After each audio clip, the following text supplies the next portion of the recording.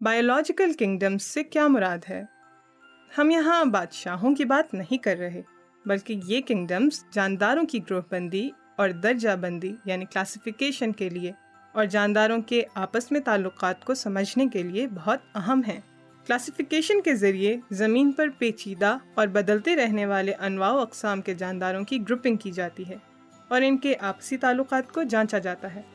Classification کی ترتیب میں ڈومین کے بعد کنگڈم کا درجہ آتا ہے۔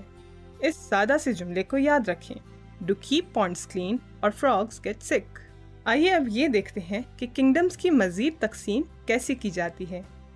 1969 میں ایک امریکی ماہر نباتاتی ماحولیات رابرٹ وٹیکر نے 5 کنگڈمز کا نظام یعنی 5 کنگڈم کلاسیفیکیشنز متعارف کروایا، جس میں یہ کنگڈمز شامل تھیں: پروکیریوٹائے یا مونرا، پروٹوکٹسٹا، فنگی، پلانٹائے اور اینیمیلیا۔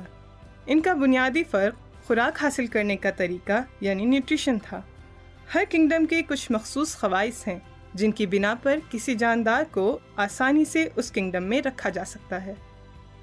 ان خواص میں شامل ہیں مرکزے یا نیوکلس والے یعنی یوکیریوٹک اور بغیر مرکزے والے جاندار یعنی پروکیریوٹک، خلوی دیوار یعنی سیل وال کی موجودگی اور خوراک حاصل کرنے کے طریقے۔ آئیے جانوروں سے شروع کرتے ہیں جنہیں اینیمیلیا بھی کہا جاتا ہے۔ یہ یوکیریوٹک یعنی خلیوں میں نیوکلس کی موجودگی والے اور کثیر خلوی یعنی ملٹی سیلولر ہوتے ہیں، اور ان کے خلیوں میں سیل والز نہیں ہوتی۔ یہ نہوز یعنی بلاسٹوسسٹ سے وجود میں آتے ہیں جو جنین یعنی ایمبریو کے مکمل ہونے کے عمل کا ایک حصہ ہے۔ ان میں اعصابی نظام یعنی نروس سسٹم اور ہارمونل سسٹم موجود ہوتا ہے۔ یہ ہیٹروٹروفک ہوتے ہیں یعنی خوراک کھانے اور ہضم کرنے کا نظام رکھتے ہیں۔ یہ متحرک ہوتے ہیں یعنی ایک جگہ سے دوسری جگہ جانے کے لیے حرکت کرتے ہیں۔ یہ خلیوں کی تقسیم جو تمام بافتوں یعنی ٹیشوز میں ہوتی ہے کے عمل سے بڑھتے ہیں۔ پودے یا پلانٹائے کنگڈم، یہ جانوروں کی طرح یوکیریوٹک اور ملٹی سیلولر ہوتے ہیں، لیکن جانوروں کے برعکس ان میں سیلولوز سے بنی سیل والز پائی جاتی ہیں۔ یہ خود پروردہ یا اوٹوٹروفک یعنی اپنی خوراک خود بنانے والے ہوتے ہیں۔ ان کی نشو و نما مضغی بافتوں یعنی میریسٹم تک محدود ہوتی ہے جو تقسیم ہونے والے خلیوں کی ایک تہ ہے۔ یہ غیر متحرک ہوتے ہیں۔ گیس کے تبادلے کا نظام ان کے پتوں میں موجود ہوتا ہے جو پانی جذب نہیں کرتے۔ فنگی کنگڈم کے لیے یہ یوکیریوٹس ہوتے ہیں اور پودوں اور جانوروں کی طرح ملٹی سیلولر بھی ہو سکتے ہیں، لیکن یہ یک خلوی یعنی یونی سیلولر بھی ہو سکتے ہیں جیسا کہ خمیر یعنی یسٹ۔ ان میں پودوں کی طرح سیل والز ہوتی ہیں، لیکن یہ سیلولوز کی بجائے کائٹن نامی مادے سے بنی ہوتی ہیں۔ یہ ہیٹروٹروفک اور سیپروٹروفک ہوتے ہیں، یعنی یہ زیادہ تر ڈیکمپوزیشن کے عمل سے اپنی خوراک حاصل کرتے ہیں، یعنی یہ چیزوں کو گلاتے سڑاتے ہیں۔ ایک فنگس کا جسم باریک ریشوں پر مشتمل ہوتا ہے جنہیں ہائفائی کہا جاتا ہے۔ یہ خامرے یعنی انزائمز خارج کر کے بیرونی ہاضمہ کرتے ہیں اور بننے والی خوراک کو جذب کر لیتے ہیں۔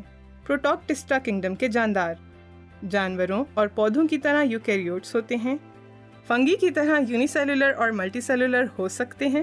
ان کی سیل والز ہوتی ہیں جس میں کبھی کبھی پولی سیکرائڈز بھی ہوتے ہیں۔ یہ آٹوٹروفک بھی اور ہیٹروٹروفک بھی ہوتے ہیں۔